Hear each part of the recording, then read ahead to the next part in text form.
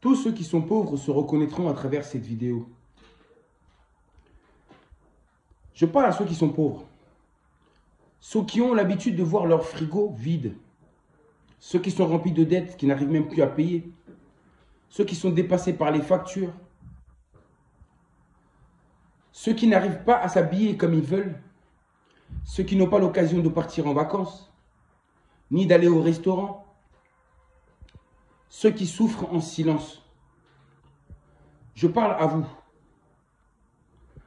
Étant dans cette pauvreté que vous êtes, dans cette misère, pour certains depuis l'enfance,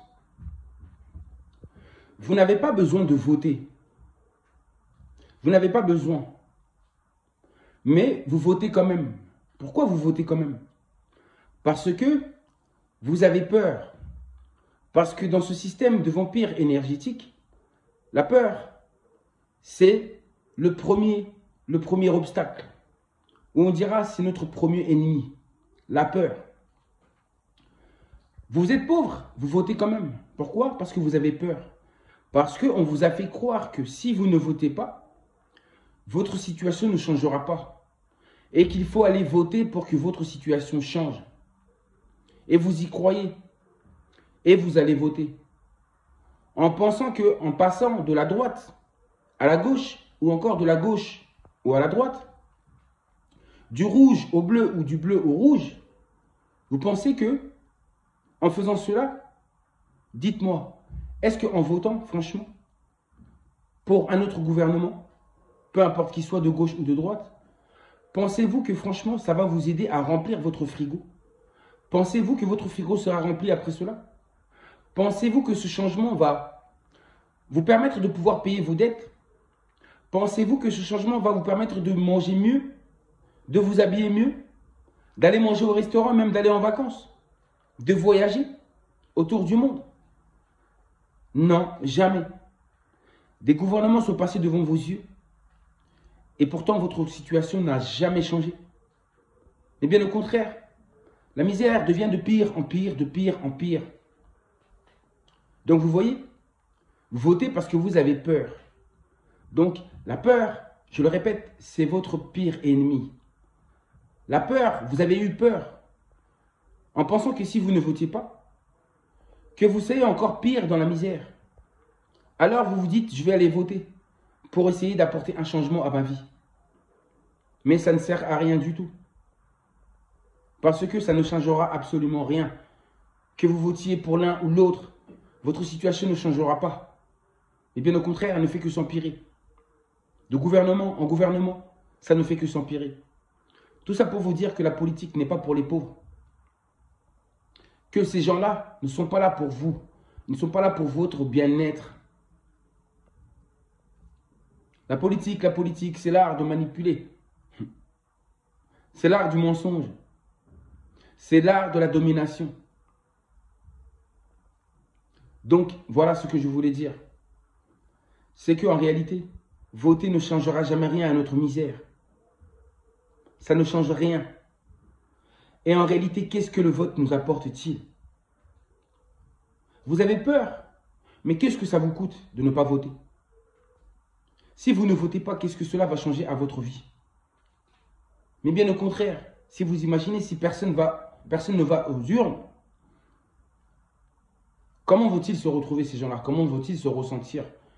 Comment vont-ils se sentir de voir qu'il n'y a personne qui vient voter? C'est comme ça que le système s'effondre. C'est comme ça que ce système qui nous pompe notre énergie va s'effondrer tout simplement. Vous comprenez? Les paroles, les belles paroles, leurs belles promesses ne nous nourrissent pas, ne remplissent pas nos assiettes, ne nous permettent pas de pouvoir faire des choses que les riches font, oui, avec nos enfants. Que la bourgeoisie, oui, fait avec ses enfants. Nous, on ne peut pas le faire. Et aussi, posez-vous une question. Pourquoi est-ce qu'en réalité, l'école est obligatoire? Pourquoi est-ce que le travail est obligatoire? L'être humain ne peut-il pas se passer de l'école, ni du travail? Travailler pour soi, ne pas travailler pour des autres. Vous comprenez ce que je veux dire ou pas? Et aussi, posez-vous la question, pourquoi l'école est obligatoire? Pourquoi on nous y oblige? On pourrait apprendre d'une manière différente, mais pourquoi on nous oblige à aller à l'école? Pourquoi l'école est obligatoire? Ce n'est pas pour rien, je vous dis encore. C'est pour nous pomper notre énergie. C'est notre vitalité qui les intéresse le plus. Cette énergie que nous fournissons, que les enfants fournissent. Cette énergie que les enfants dépensent à l'école. Et ensuite, les adultes au travail. Toutes sortes de travail pour gagner de l'argent. L'argent n'est qu'une carotte qu'ils ont mis pour nous, les lapins et les lièvres. Oui, c'est la carotte, l'argent.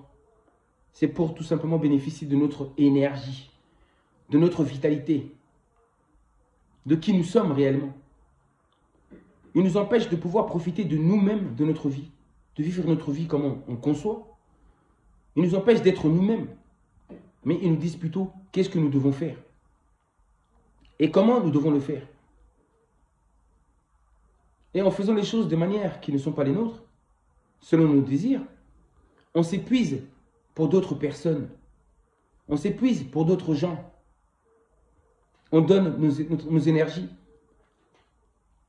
à des personnes que nous ne connaissons pas.